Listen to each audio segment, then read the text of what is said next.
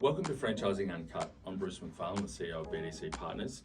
And after the series we ran last year, Tell Us Your Effing Story, where we interviewed franchisors, we decided this time to dive into the big issues in franchising.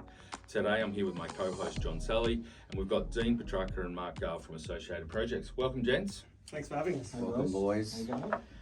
In our first of our Uncut series, John, Dave and I talked around some of the issues that were happening in franchising where franchisors weren't necessarily taking responsibility for things like lease negotiations, fit outs and stuff like that, and they were leaving it really up to the franchisees to deal with it and some of the challenges that franchisees were having. And I know at Associated Projects, you guys work with massive retailers, franchisors, but also franchisees as well. I'm assuming that people come to you and they've already, there's a lease negotiation in place. They've already done a site inspection. Is that pretty common? No. No. Okay. So what we're dealing with is, someone's come. You've been told that you've got to manage costs and time frames are critical, but you haven't even seen the site. So what happens then? You're doing a site inspection for the first time and time's ticking already. Sure it is. In most cases, the landlord has had discussions with either the franchisor or their property company, but we find that leasing companies and also landlords are really there just to move the property on and make sure it's leased. Where we come into play is that we evaluate the site from top to bottom, starting with a site measure, because what we find in a lot of cases is that the site isn't fit for purpose as far as the amount of space that we actually allocated to it, where the columns are within the site, the roof heights, the air conditioning, so many different facets of each site, and every site is different dependent on what type of trade is going to go into that project. So that becomes a massive problem for us, and then it gets to DA, doesn't it, Mark, as far as approvals is a massive one, and I don't think there's no real accountability on the landlord side or the leasing agent side to actually provide the right use. So people can go in and lease out a gym space, but they find out later it's a retail site. You can't put a gym in there. So, but when it gets leased, there's no accountability. So does that slow the whole thing down straight away? Absolutely. So you can't even get started. Massive. No. Can be 6 months, 9 months, 12 months. I mean, during COVID, 12 months for a planning application was quite normal. So big delays. Yeah. But look, even just taking one step back, when the leasing people are going out and having a look at sites and sending letters of offers out, they should be having special conditions in there that you guys have helped put together, telling you what the zoning needs to be, what the services need to be, whether it's gas, power, blah, blah, blah, blah, blah, whatever it needs, floors ready to take. That shit doesn't happen. They don't. A lot of people don't do that well. And then they bring you guys in. Yeah, because they're coming. So you guys are just coming in late. So, so the franchisor, the leasing agent, who could be for the franchisor, or could be it could be just the franchisee wandering around a shopping centre saying, loves the site. Yeah, loves the site. Yeah, but it's not fit for purpose. Yeah. So it all goes into the bin because it just can't trade as that site. Yeah. So permits are the big. So that's the biggest one. That slows things down the most. It is, and it's really complicated. That's the thing, is there's so many parts to it to do with, it's a permissible use. So people look at the planning scheme and say, well, it's a permissible use, so that's fine, I can go and do that, but it's not about that. It's permissible, but then is it an approved use? So there's a lot of, say, gyms out there or restaurants out there that aren't actually approved as a restaurant or approved as a gym.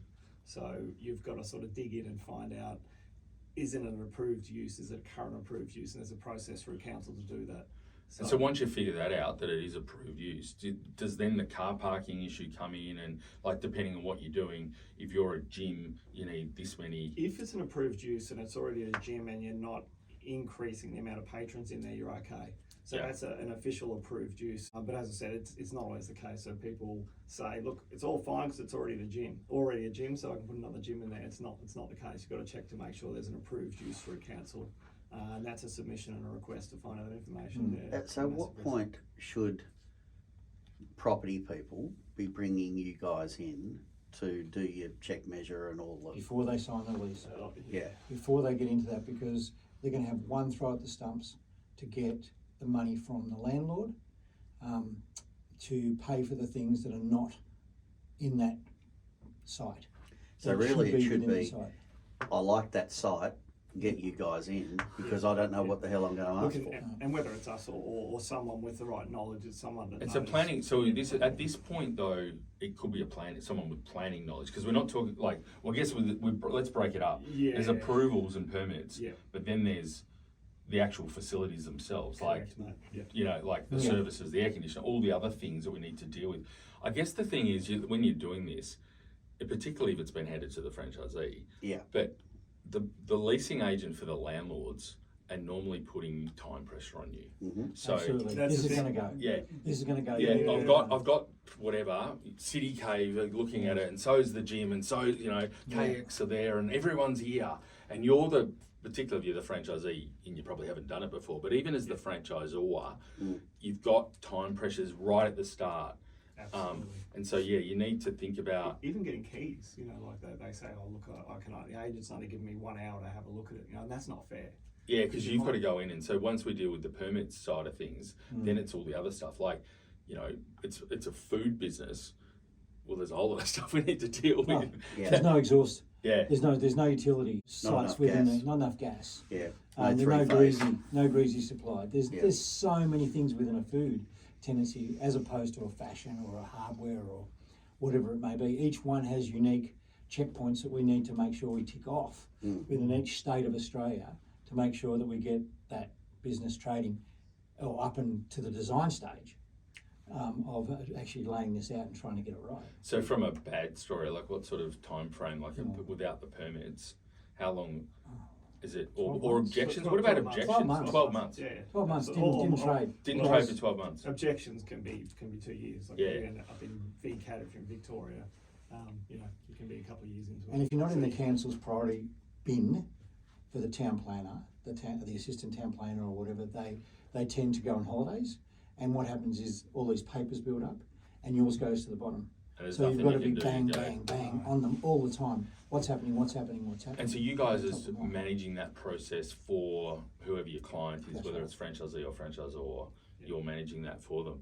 Yeah. And then things like, food or gym or like the actual air conditioning, examples like those sorts of things. Have you seen massive blowouts in time and budget because of stuff like that as well?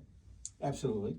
The guarantees on the air conditioning, for example, the air conditioning, you turn it on and it works. But there's no certification on the air conditioning. So therefore, after 6 months, it blows up. Well, you go back to the landlord. Landlord says, "Sorry, bud, it's your problem. You need to fix it." Yep. So therefore, there was no certification given that air conditioning unit is fit for purpose and is circulating the right amount of air into the space that needs to be done, and it's going to last for at least the next 2 years and run under those type of guarantees. So certification within these areas are really, really important. All of them. There's so many certifications that you need to make sure that you tick. And that's where it becomes a minefield because, as John said, the leasing person is an expert at leasing the property, but you need someone who's an expert in being able to evaluate the sites for what goes on next, because there's a different game at play in all areas and how we're going to basically get costs back from the landlord to get things right. Well, you can't start a negotiation with a landlord if you don't know what you've got to spend. 100%. So why start? Yeah, it's tricky, isn't it? Because, and from the ultimate, whether it's the franchisor or franchisee or the retailer, they're trying to negotiate rent-free periods, and so that's kind of irrelevant. Absolutely. It's actually That's a irrelevant. pimple on a pumpkin. Yeah, because there's landlord contribution and rent-free period, and there's all these levers that you're trying to negotiate Yeah. Yeah. to save money. But then at the end of the day, if you burn 2 years with permit approval process, Yeah. Yeah. it's totally irrelevant. Inability Exactly. to open is a massive push out. Yeah. And that, and then food again is the health services. Yep. Getting council in to do the health services, and each state, each council has a different ability to throw other layers in to say, okay, have you done this on top of what we think that, or anyone thinks is the right amount to do within within a project. So then so we're going through, and then there's a liquor license, or there's a food Absolutely. there's all these different things that come into that you've got to balance and manage all of that with the operator saying quick open because I'm doing my marketing campaign. So I've launched my marketing campaign thinking that I'm actually opening in 6 weeks' time, and all of a sudden something's gone wrong. Yeah. There's so many stories about, the unforeseen thing, everyone talks about. We just didn't see that coming. There was no way to know that was going to happen, but realistically everything can be sort of seen at the start, and it's just about sort of finding that time to slow it down and say, okay, what's our pathway for this particular project? And we were just talking before, Dean and I, that every site's different. Every pathway is different. So every site needs to be looked at and said, okay, what is the process for approval? What's the risk around services? What's the added costs? Signage. Signage To the front of the DA on the signage. But even That was one. sound, remember there was a couple that you went through with sound with gyms where they're dropping dumbbells or they got music going. I mean, who fucking wants to go to a gym anyhow, to be blunt? But those sorts of issues, unless you have an understanding of what's happening operationally, you can't build around them. No, but the colour, John, to the, even to the facade of the store, may be disapproved by the council because it's not in keeping. So everybody wants to put their thumbprint on an architecture, on a plan or a anticipated plan to say, I did this, or I'm going to have, whether it's a BDM within a centre or it's a council member or whatever the case may be. But, the colours to the front of the store, the signage, and some franchisees may go ahead, or franchisors, and do it anyway beside it and forget about it. And all of a sudden something comes up with the council and they need to demolish the site next door, and they're actually putting another tenant in next door. The tenant next door says, I need X amount of car park.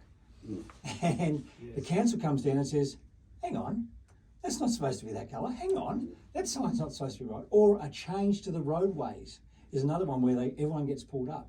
So you live in a fool's paradise of thinking this isn't going to catch up, because it's going to catch up. And the councils always want their piece of the pie. Yeah. So just want to talk about signage because we've got some new signage right behind It's you there. beautiful. The glow. And can I say expensive too? Yeah. I wouldn't sit too close to it though, just Mark, in case it throws off a bit of heat. I'm going to refresh How we go with putting that into a store. Mark, one of the things you said to me on a project was the projects aren't delayed at the end; they're delayed at the start, and that really rung true with me. That the things that this has never happened before and it's gone wrong. That probably has somewhere to someone.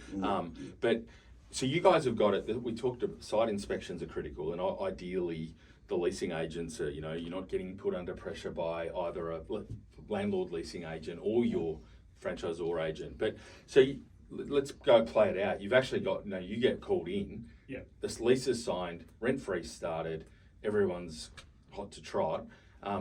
Is it still the time, like that project planning process, is that still really, really important to avoid delays? It's too late for some of the things that you've wanted to fix in a site inspection. Yeah, well, I guess it's at that point assessing, and any builder will have this a checklist for their project managers to work through.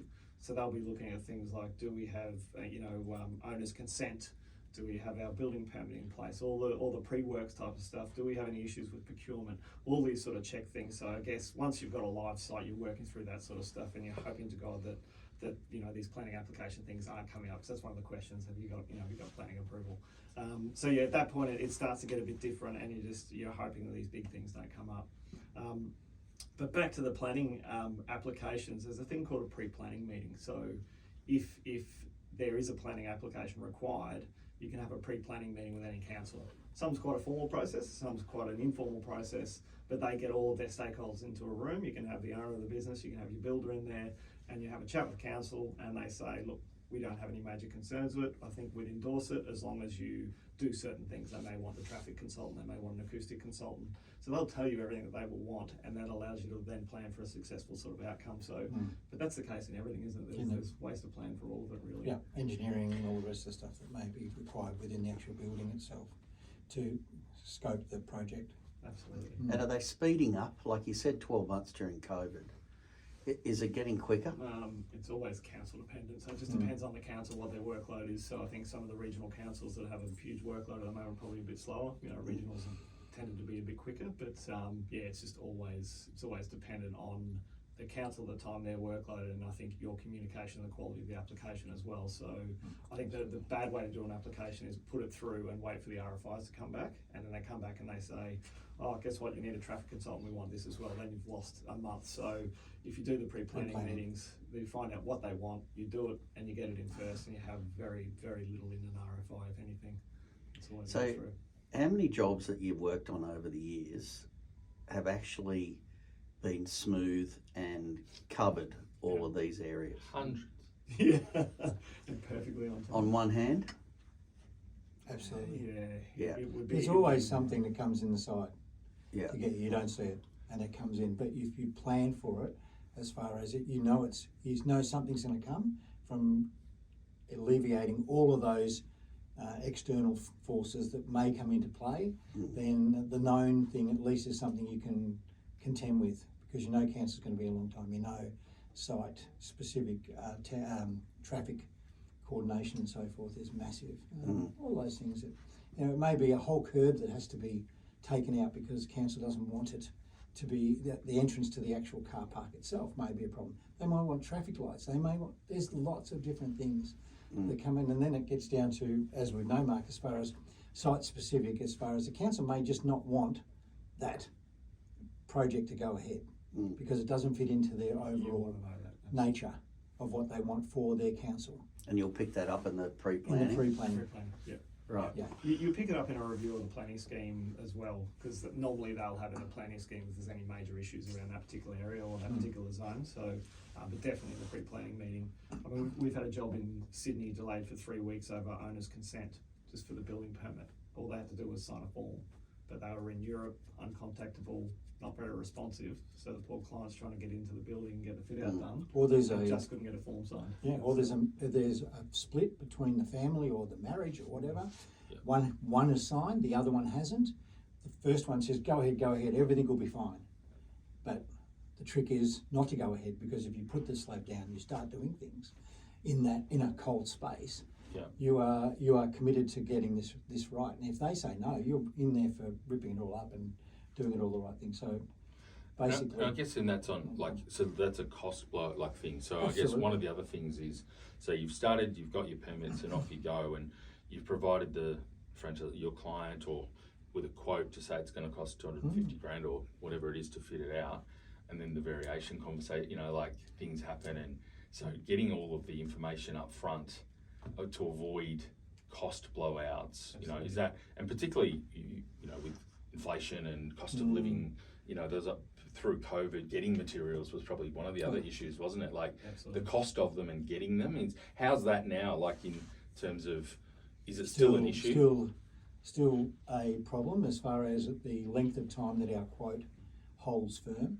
If you think about it, 44% increase in structural steel, 42% increase in plaster costs, painting costs. Every cost is up a minimum of 20%, 20-25%, a minimum. Then that rockets through to 70%. So in holding it and trying to hold it is a nightmare. So you've got a fixed price, then there was a planning issue, it took 12 months. Your costs have now blown out. Yeah. So, so that's now a combination of your problem and their problem, Yeah, isn't it? you are That's aware why that's builders all are your going fault. broke. Yeah. That's why they're falling over a million mile an hour. That's right. Because they've had quotes in the system that Too long. too long, and they're holding it, and they can't pay that. They just can't. And landlords, I guess the other thing is about landlords, like a new factory, and the landlords haven't done everything they needed to do. So you are often getting back involved and saying, look, there's no energy report, or there's no... Well, yeah. We used to put down a warehouse build as about $1,000 a square, 1,100 a square metre. It's now up to about 4,000 a square metre, 4,500 a square metre, yeah. So Will it's it come back? Really, Is it ever going really, to come back? Well, Do you think? No. I don't think so, John. I think it's a situation that the bridge has been burnt. So, the cost for even providing stuff from overseas and so forth against Australian made is always something we try as Australian made. It just becomes such a hard road to try and plod every day to try and make sure that we've got our people, and the amount of subcontractors that are left floundering in the business from builders that have gone broke. So they've decided they're out. They're not going subcontract. They want to be employed. So that whole wheel is turning again. As far as it used to be full employment within the building industry, and what the government now wants us to do with our domestic market and try and build houses and get everything done in that area and so forth, and the cost of public housing and so forth. But it's the labour cost and the expertise within those areas. Getting good people to fill those spots is such a hard road to fill. It's really hard. Yeah, so that's the coordination project where managing all your different trades that you've got to deal with and stuff like that. So if you're dealing with a large national company like you guys, that's your job. But often what happens is the franchisor thinks they're saving time and money, and they're letting the franchisee manage it, and they're getting, old mate the builder, and he's then got to try and manage his subbies. It happens all the time. Yeah. Or they want to do a part of it, or they've got an uncle or a cousin or something that may be an electrician. In the rare circumstance, it goes well. They have a good outcome, but in the majority of times, it goes badly. Yeah. So it's delays the opening. Yeah. So overall, they're trying to save money, but they're not saving money because it takes longer because you're not coordinating the whole process. Absolutely. And quality of the works as well is always questionable. Particularly in a franchise chain, you've got to make sure it's consistent, lasts a long time. I feel sorry for you guys actually, because we do every day. No one likes you really. No, because they see it as a burden that they don't really need, they don't need. Yeah. Where a fixture or a fit out is something that it's a means to an end, but something that is just there as I have to pay for this, and I want to keep it as cost low as possible. So it just becomes something that's you're right, John. We are lower than the sharks proverbially. The lawyers. They're lower than lawyers. Yeah. I think we are. You should have group hug sessions at the end of every We need week. the love. Yeah. So the tips for the franchisors though is ensure that it's not just a leasing decision, it's a full building decision. Right. So and a planning decision, and all of these things need to talk to each other essentially at the start. Or else the expertise is not there unless you have someone to be able to do it for you, and that's why we endorse that. We do it. We've done it since day one as a value add to the client, to try and make sure that it helps us, but it also helps the client to make sure whoever they go with, to make sure that it's right. And it's not a long process, is it? So we go through feasibility in as quick as 2 days. So we'll do the site inspection, we'll have a result from that, we'll check the planning, we'll do a test fit plan, then we'll do a budget for the whole job to sort of say this is what it looks like. So it's not huge amounts of time. But I think you're right, Bruce, it is also about teamwork and the leasing people and the law team and everybody getting together. We see a lot of clients, they each department works separately. And so there's never a connect back. There's certainly not a connect back to the financial model to say what does this all mean, Because that's the big impact at the end, isn't it? Like it was going to cost you $250, it cost you $450. Yeah. The return on investment, which is our first topic, it's pretty hard to get your money back as the operator of the site at that point. So it all comes back, and which is obviously you're trying to save them money and time, but. But even on resales, that when they're going out and selling their business, and then they find someone that's going to pay $300,000 for it, they go back to the franchisor and says, well, that's our old look and feel. You've got to do an upgrade, which is now an extra 100, and that all just falls over. It's always that is left right to the end as well. Yes. That should definitely not happen. And conversion, it's an interesting one. Conversion. So businesses trading as an independent. The franchisor just, decides that they're going to bring them onto the farm and be part of the group, and then you've got to go and refit something to make them look and feel, and as part of it, that's also not that easy, is it? Even the JVs, as far as JVs within the system, that the franchisor will stipulate that the store must be brought up to scratch as part of the JV. Now that may be a shared cost between the two, or it may be just all on the new franchisee that's coming in. To bring that store up to scratch, or the exiting franchisee to make sure that they bring it up. So they think it's a cost saving, but it's not in the end if you're not bringing your store up to Yeah. You've got a 5-year depreciation level on your store, and now we're back to that level sort of thing. So you should be making sure that you're upgrading and making it as, Particularly when you should, if you're upgrading it, rebadging it, whatever, you should get significant sales growth out of that. Absolutely, that's what we find. As an ROI, I suppose. Yes.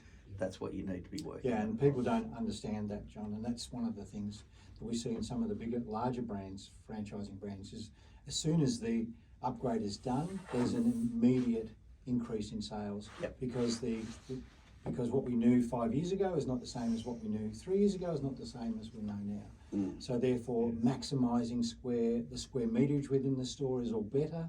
The lighting may be different and it's better. The shop front may be more appealing, and so therefore your sales go up. And that should be a level of expectation, a KPI within the actual new refit. I think from what we see most of the time, it's seen as a necessity rather than a potential benefit. So people come to us saying, look, we have to do a refresh, it's in our lease. How cheap can we do it? They're not saying, gee, we could have an opportunity to increase sales here. So, yeah. So do you want to put up anywhere the shop fitters support line number at all to talk to, just to, to get through? There's a meeting every fortnight. Yeah, and we can maybe move to the lawyer support group. Thanks a lot, gents. Thanks for coming That's in, great, spending some guys. time with us, to joining Franchising Uncut. For anyone listening, if you've got any other topics that you want us to dive deep into, please reach out to John or I. Always happy to find a topic that affects franchisors, retailers, to ensure that we're getting the knowledge out there. Absolutely. Thanks again, guys. Thanks, boys. See ya. Bye. Cheers.